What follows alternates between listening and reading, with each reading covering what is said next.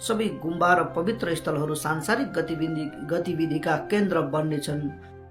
किमोलुङ भनेको चाहिँ जुन अहिले वर्तमान अवस्थामा र यो पुस्तकको यो जुन गुरुङबुछेले भन्नुभएको छ त्यो अनुसार माथिल्लो भाग चाहिँ भोटभित्र नै छ, भोटमा पर्दछ र तल्लो भाग चाहिँ अहिले वर्तमान नेपालभित्र पर्दछ।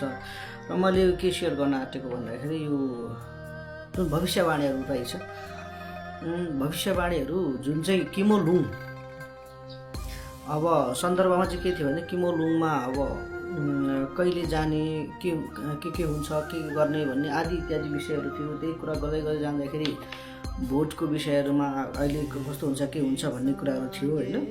त्यही यो एउटा जुन एउटा भविष्यवाणी गरेको छ, जुन भोटमा विभिन्न असहाय पीडाहरू भोग्नुपर्नेछ भोटेहरूले। अनि अब योभन्दा अघिल्ला भविष्यवाणीहरूमा जो चाहिँ अब भोटका मानिसहरू चाहिँ संसारभरि भरेर जानेछन्, संसारभरि छरिएर जानेछन् भन्ने खालका तीहरू पनि थिए। तर अहिले यसमा चाहिँ मैले एक्ज्याक्टली कुन चाहिँ देखाउन आँटेको भन्दाखेरि यसो भनेको छ है। ल एकचोटि हेर्नु होला, मलाई चाहिँ कस्तो लाग्यो क्या है, एकछिन आँखामा आँसु पनि झनै आउँला जस्तो भयो है। अलिकति दुःखद विषय नै छ, तर भविष्यवाणी भनेको जे हुन्छ त्यो आफ्नो कर्मले हुन्छ, त्यो हुने कुरालाई भनेको कुरा हो है। एकचोटि सुन्नु होला, एकदमै न्युन्चिक सोजल बेदिर ज्याल्ठिम ठरुथर्ने थप्सुदङ सेटेदङ ठुक्सुमदङ सयुदङ नेकापि सिमजेन मिसिपी सुने मङ्दो जुङ बोखाम युसु मिसिपी धुमाने दुथा छेचे माचुला निवि दुसु जुङ ते तादिनम जुङ छोकर जुङसिन जेठुक दर नेगोन थाम्चे थब्रा छा मिचे सोला उतुम जे वचा ठेसो नामेटु वेने छुचु जाबे जोम छुमो फोने चाकी बरलुनी सिचु सिगे बत्तेबा रिमकि नुपर जुरु आदि भनेका छन् हैन। यसमा यहाँ के भन्छ अब नेपालीमा अनुवाद गरेको चाहिँ यस्तो छ है। त्यस समयमा हैन हिसे छोजालाई भनेको छ, हिसे छोजाल ध्यानपूर्वक सुन। जब भोटका राजकीय कानुनहरू नष्ट हुँदै जानेछन् र विखण्डित हुन्छन्, त्यति बेला ठुलो युद्ध, द्वन्द्व, प्रतिस्पर्धा र झगडाहरू बढ्नेछन्। विभिन्न स्थानहरूमा र अस्थायी परिस्थितिहरूमा भोटका मानिसहरूले पटक पटक चाहिँ असहाय दुःख त भोग्ने नै छन्। तर समग्र सम्पूर्ण भोटभित्र असहाय दुःख भनेको कसाय युगको अन्तिमतिर जब मानिसहरूको सामान्य आयु 50 को नजिकै पुग्नेछ तब हुनेछ। यो फेरि कसाय युग भनेको के हो, सामान्य मानिसहरूको सामान्य आयु भन्नाले चाहिँ त्यो लाइफ एक्सपेक्टेन्सीको कुरा हो होइन। त्यो चाहिँ जुन घट्ने क्रम छ यो कल्पको सन्दर्भमा त्यतिखेर पढ्दाखेरि चाहिँ हामीले यो जुन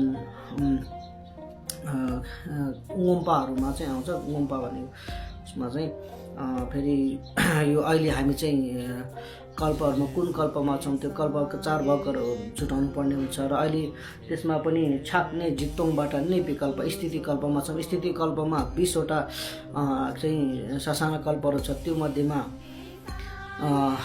प्रथममा छौँ। प्रथमलाई चाहिँ हामीले अब अहिले एकदमै स्लोली तल गरिरहेको हुन्छ र त्यो भगवान बुद्ध सम्म आउने बेलामा कति वर्ष भएको थियो। अब भगवान बुद्ध आउँदाखेरि मानिसहरूको सामान्य आयु चाहिँ 100 वर्षको थियो।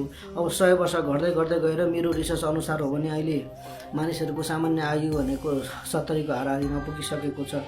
र भनेपछि यो अझै पनि 2 वर्ष 2500 वर्षपछिको लागि पनि हुनसक्छ भन्ने खालको बुझाइ छ एक हिसाबले। तर केही कुराहरू आइसक्यो कि भन्ने कुरा पनि छ होइन। तर यो जुन त्यो क्यालकुलेसन गर्दाखेरि त्यो छुट्टै आउँछ। अब यसो भने चाहिँ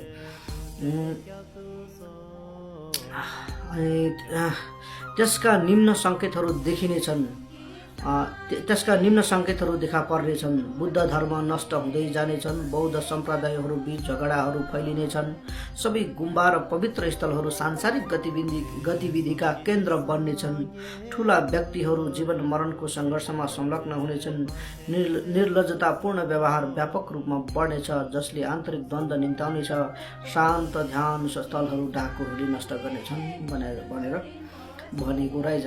र यो केही हदसम्म अहिले नै हो कि भन्ने खालका आकलनहरू गर्न सकिन्छ। तर जुन प्रकारले त्यो ठ्याक्कै टाइमलाइनहरू बताइएको छ होइन। अब यहाँ फेरि फलामे कुकुर वर्षदेखि फलामे चरा वर्षसम्म 48 वर्षसम्म बुद्ध धर्मको शिक्षा क्रमशः क्षीण हुँदै जानेछ भनेर भन्नुभएको छ। हो अनित्य संसार हो, जुन चाहिँ सबै बदलिन्छ र यो कतिखेर कसरी के हुन्छ भन्ने कुराहरू छ होइन। यो भविष्यवाणीले अलिकति चस्स छु क्या मलाई, त्यही भएर सेयर गरिहालेको मात्रै। यहाँ त्यो अब यो पछि जब पुस्तक आइसक्छ तब तपाईँहरूले पढ्न सक्नुहुनेछ के हो कसो हो के हुँदैछ यो भित्र होइन।